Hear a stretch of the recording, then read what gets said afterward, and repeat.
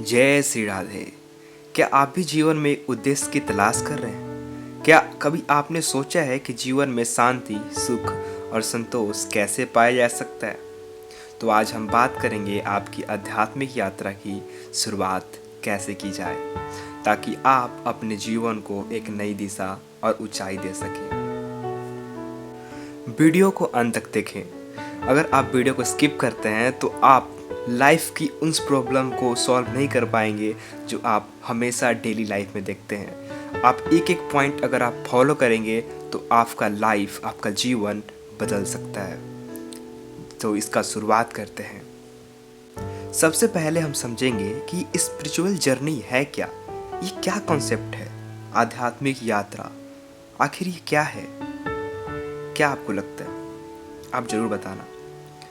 तो सबसे पहले हम देखेंगे कि ये है क्या वास्तविक में। आध्यात्मिक यात्रा का मतलब सिर्फ मंदिर या पूजा पाठ तक सीमित नहीं है।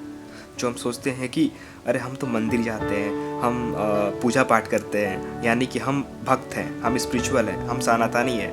बट ये सच नहीं है। ये बिल्कुल सच नहीं है कि अगर आप सिर्फ मंदिर जाते हैं, और हाँ वो भी एक पूजा का प्रकार है, बट ये वहीं तक सीमित नहीं है।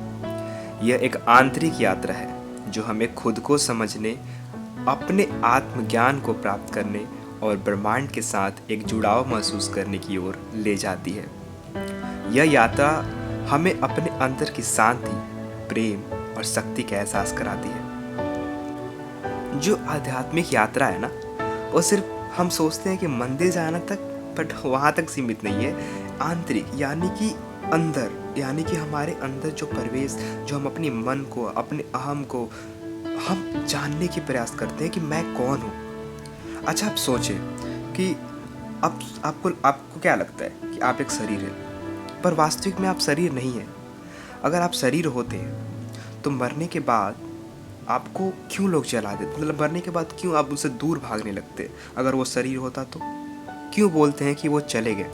कौन चला गया? आपने कभी सोचा? नहीं। आप अपने मैं को जाने। जैसे कि अगर आप अपने नाक को टच करें तो आप क्या बोलेंगे? ये मेरा नाक, मेरा कान, मेरी आँख, मेरा सर, मेरा हाथ। आप बोल रहे मेरा। फिर मैं कौन? आप अपने से पूछे कभी कि मैं कौन हूँ? नहीं। तो इसी की शुरुआत स्पिरिचुअल जर्नी में सबसे पहले मुमुक्षुता। हम जानते हैं कि मैं कौन हूँ। सबसे पहले इसकी जिज्ञासा आती है, जानते हैं कि मैं हूँ कौन, वास्तविक में मेरा पर्पस क्या है, मैं ये जीवन में क्यों आया हूँ, मुझे ये धरती पर क्यों भेजा गया है। कभी आपके अंदर ये प्रश्न आया? अक्सर लोग अपने जीवन में खुश रहने के लिए बाहरी चीज़ों का तलाश करते हैं, लेकिन सच्ची खुशी और शांति अंदर से आती है। हम बाहर ढूंढते हैं कि अरे मेरे को पैसा में खुशी है, ये गाड़ी, ये घर, अरे वो इतना बड़ा अमीर हो गया, मुझे मिल जाएगा तो मैं बहुत बड़ा खुश हो जाऊंगा, मैं बहुत ज़्यादा खुश हो जाऊंगा। बट वास्तविक में क्या ये सच है? वो उससे बड़ा बनने का सोच रहा है, वो उससे बड़ा बनने का सोच रहा है। ये लालच, ये बस सोचते रहते हैं कि अरे नहीं, अगर मुझे ये मिल गया, जैसे मुझे अगर 10 लाख मिल गया तो 20 लाख, 20 लाख मिल गया तो 30 लाख, तो हमारी जो इच्छा है वो बढ़ती रहेगी, हमेशा कभी संतुष्टता नहीं आएगी। लेकिन आपको अगर सेटिस्फाइड होना है, आपको संतुष्ट रहना है, चाहे आपके पास कुछ ना हो। अगर आप नमक रोटी खा के भी रहेंगे ना, तो आप खुश रहेंगे, आप संतुष्ट रहेंगे, अगर आप स्पिरिचुअलिटी, आध्यात्मिका को अपनाएंगे। यही कारण है कि आध्यात्मिक यात्रा की शुरुआत करना महत्वपूर्ण है। जब आप अपने आत्मा को जानने लगते हैं तो आपकी बाहरी दुनिया की चीज़ों की आवश्यकता नहीं होती। जब हम अपने में ही आनंद, क्योंकि हम जो आनंद ढूंढते हैं बाहर, वास्तव में बाहर नहीं है। अच्छा, आप सोचें कि अगर हम उस बारे में सोचे ही ना, जैसे मैं बोलूं इमली, मीठा, रसगुल्ला, तो आपके अंदर क्या आ रहा है? वो मिठास, खटापन। क्यों? क्योंकि आप उससे अब चिंतन से सोच रहे हैं। तो उसी प्रकार अगर आप सोचे ना, आप चिंतन ना हो, तो आपको वो खुशी कैसे मिलेगी? वास्तविक में जो आपके अंदर आनंद है, आपके अंदर खुशी है, वहीं दिखता है। हमें लगता है कि नहीं, बाहर के चीज़ों में खुशी है। नहीं, जब आप धीरे धीरे भक्ति के कारण, भजन के कारण जब आप जाने लगते हैं आत्मा को, तो आपको बाहरी चीज़ों की आवश्यकता नहीं रह जाती। आप अंदर से संतुष्ट और खुश रहते हैं, जो कि वास्तविक खुश होती है। क्या आपने कभी महसूस किया है कि आपके जीवन में कुछ कमी है? क्या आपको हमेशा एक खोया हुआ महसूस नहीं होता? आपको एक ऐसा लगता है, ये कौन है? मैं अब देखता हूँ, अरे ये शरीर काम कर रहा है, मैं चल रहा हूँ, ये लोग हैं इतने, ये सब कौन है? मैं कौन हूँ? मैं क्यों आया हूँ? क्या आपके मन में बार बार ये सवाल आता है, मैं क्यों हूँ? अगर हाँ, तो इसका मतलब है कि आप आध्यात्मिक यात्रा की शुरुआत करने का समय आ गया है। कुछ संकेत होते हैं, जैसे कि खुद से सवाल करना, शांति की तलाश करना, जीवन की गहरे अर्थ को समझने की चाहत होना। इन संकेतों के पहचान, ये आपकी आध्यात्मिक यात्रा का पहला कदम है। जब आपको लगने लगे, आप अपने को डिस्कवर करना चाहें, discover yourself. Who am I? मैं कौन हूँ? आखिर मैं हूँ कौन? मुझे किसने बनाया? ये साइंस बोलते हैं कि हम बंदर से आए, शास्त्र बोलते हैं कि हम भगवान के अंश हैं। आखिर कौन सच है? क्या सच्चाई है? ये जो इच्छा है, जो जिज्ञासा है, यही आपके आध्यात्मिक में आगे बढ़ने का सबसे पहली शुरुआत है, एक न्यू है। अब सवाल ये उठता है, तो ये आध्यात्मिक यात्रा की शुरुआत कैसे करें? चलिए इसे आसान तरीके से समझते हैं। सबसे पहले मेडिटेशन, जो आप लोगों ने सुना होगा, और बहुत सारे सेशन, ठीक है। बट वास्तविक में मेडिटेशन है क्या? ध्यान है क्या? सबसे पहला कदम ध्यान लगाना। ध्यान से मन शांत होता है और आप अपनी आत्मा से जुड़ पाते हैं। शुरू में केवल 5 से 10 मिनट का ध्यान रोज लगाएं, धीरे धीरे समय बढ़ा सकते हैं। अब आपको सोचेंगे कि अब ध्यान क्या करना है, अब मैं किस चीज़ का ध्यान करूं?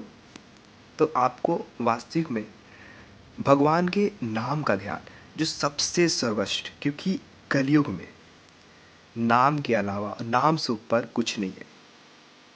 जितना ज़्यादा आप नाम जप करेंगे, आपका धीरे धीरे जो मन है वो चंचल, जो है मना चंचला कृष्णा, तो जो मन चंचल है वो शांत होने लगेगा।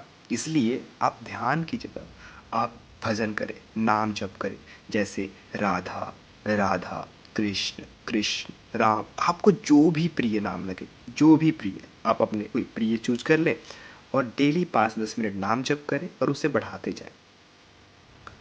आत्मविश्लेषण, सेल्फ रिफ्लेक्शन, रोज कुछ समय अपने बारे में सोचने के लिए निकालें। आप हर दिन कुछ टाइम ले लें और अपने को दें, खुद को टाइम दें। आप इधर उधर के टाइम से आप बेचैनी होंगे, ओवर थिंक करेंगे। एक टाइम दें खुद के लिए और खुद को रियलाइज़ करने के लिए, मैं कौन हूँ, क्या। अपने विचारों और कार्यों और भावनाओं पर ध्यान दें। जो भी आप सोच रहे हैं, जो भी आप कार्य कर रहे हैं, जो भी आपके अंदर चल रहा है, उस पर ध्यान दें।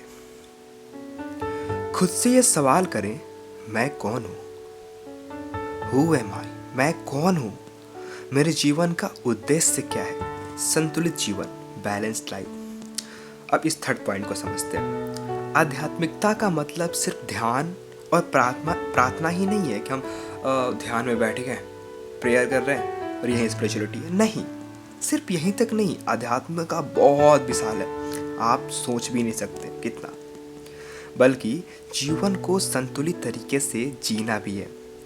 आपका काम, परिवार और समाज के साथ संबंध सभी महत्वपूर्ण हैं। इन सभी में संतुलन बनाए रखें। आध्यात्मिका का मतलब ये नहीं कि अरे ये तो अब स्पिरिचुअलिटी, वो मुझे घर छोड़ना पड़े। अरे नहीं नहीं नहीं, आप जहाँ भी हैं, आप जो भी कार्य कर, अर्जुन भी बोल रहे थे भगवान कृष्ण से कि मैं युद्ध छोड़कर मैं संन्यास लूँगा। पर भगवान ने क्या कहा? माँ मनुष्मर युद्ध च, मेरा स्मरण करते हुए युद्ध करो, लड़ो, मारो इनको। क्यों? क्योंकि कायरता नहीं, हमें अपना कर्म नहीं छोड़ना है, पर जो भी कर्म करना है वो भगवान को समर्पित करना है। हम जो भी करें भगवान के लिए, प्रसन्नता के लिए करें, और अपने परिवार को खुश करने के लिए जो धर्म पूर्वक चलाएं और धर्म पूर्वक कार्य करें, एक बैलेंस बनाकर भगवान की उपासना। वैसे आप किसी भी भगवान या देवी देवता की पूजा कर सकते हैं, लेकिन इस पूजा का उद्देश्य भगवान एक ही है। वो अपने रूपों को अलग अलग किए भक्तों की भावना के अनुसार, जिनको जो अच्छे लगते हैं। किसी को राम, किसी को कृष्ण, जिस रूप में पसंद आए आप उनकी भक्ति करें। उन्हें प्रसन्न करना नहीं, बल्कि अपनी आत्मा से जुड़ना है। वो हमारे आराध्य हैं, हम उनके अंश हैं, वो हमारी अंशी हैं। तो हमें अपने भगवान, अपने आराध्य, हमें उनसे जुड़ना, हमें उन्हें नाम, जैसे जैसे हम नाम जप करते हैं तो एक एक कदम हमारा भगवान की ओर बढ़ने लगता है। अपनी श्रद्धा और भक्ति से भगवान से मार्गदर्शन प्राप्त करें। पढ़ाई और अध्ययन, study and learning. 5th point, आध्यात्मिक किताबों का अध्ययन करें। भगवद गीता, उपनिषद और अन्य धार्मिक ग्रंथों से ज्ञान प्राप्त करें। इन ग्रंथों में छुपे गहरे अर्थ और सिद्धांत आपकी यात्रा और सख्त बनाएंगे। आप बुक्स ले सकते हैं, भगवद गीता और जो भी स्क्रिप्चर्स है, जैसे कि साधक संजीवनी, भाई जी महाराज के बहुत सारे बुक्स हैं। तो आप उन ग्रंथ को लेकर आप अध्ययन कर सकते हैं, जिससे आपको धीरे धीरे आपका एक हैबिट, डिसिप्लिन बनेगा और आप जान पाएंगे कि भगवान, जैसे जैसे आप भगवान को जानेंगे आपको इंटरेस्ट अपने आप बढ़ते रहेगा। आध्यात्मिक यात्रा में कई बार शंका और संदेह पैदा होते हैं। आप सोच सकते हैं कि क्या यह सब सच है? क्या मैं सही रास्ते पर हूँ? यह बिल्कुल सामान्य है, लेकिन याद रखें, जैसे आप इस यात्रा में आगे बढ़ेंगे आपका विश्वास और अनुभव मजबूत होगा। धैर्य रखें और अपनी मार्ग पर चलते रहें। कि इसका बेनिफिट्स क्या है? जब आप आध्यात्मिक यात्रा की शुरुआत करेंगे तो आपको जीवन की कई लाभ मिलेंगे। पहला, आंतरिक शांति। ध्यान और आत्म साक्षात्कार से मन शांत और संतुष्ट रहता है। समझ और ज्ञान, आप जीवन के गहरे अर्थ को समझने लगेंगे। जैसे आप भजन करेंगे ना, तो आप समझने लगेंगे कि भगवान क्या है, भगवान की लीला क्या है। धीरे धीरे भजन, जितना ज़्यादा भजन करेंगे, जितना ज़्यादा सुमिरन करेंगे, आप भगवान को उतना करीब और जान पाएंगे। प्रेम और करुणा, आत्मज्ञान के साथ आपका प्रेम और करुणा भी बढ़ेगा। जैसे जैसे आप भजन करेंगे, भक्ति करेंगे, तो जो आपका उदारता है, जो आपका जो हृदय है, जो इतना कठोर है, जो इतना मल भरा है, वो धीरे धीरे कोमल और उसमें करुणा और प्रेम भर जाएगा। स्वास्थ्य, मानसिक और शारीरिक स्वास्थ्य में भी सुधार होगा, क्योंकि आप तनाव मुक्त और शांत होंगे। जैसे ही आपका जो मन अगर शांत हो गया ना, तो आधा रोग मन से ही होता है। अगर हम टेंशन लेंगे, प्रॉब्लम सोचेंगे, अगर मेरे को, जैसे कि अगर हमको दर्द हो रहा पर मेरा मन मस्त है, तो मुझे दर्द वो पता नहीं चलेगा। तो मित्रों, आध्यात्मिक यात्रा की शुरुआत करना एक साहसिक और प्रेरणादायक कदम है। यह यात्रा केवल धार्मिकता तक सीमित नहीं है, बल्कि यह आपके जीवन को एक नई दिशा और उद्देश्य दे सकती है। याद रखें, यह यात्रा धीमी और सतत होती है, लेकिन इसके परिणाम बहुत सुंदर होते हैं। तो आज से इस यात्रा की शुरुआत करें और आत्मा की आवाज़ सुनने की कोशिश करें। अगर आपको ये वीडियो पसंद आए हो तो कृपया इसे लाइक और शेयर करें, और अगर आप चाहते हैं कि मैं ऐसी और वीडियो लाऊं तो हमारे चैनल को सब्सक्राइब करें। इस यात्रा में हम साथ चलेंगे और नई रोशनी की खोज करेंगे। जय श्री कृष्ण।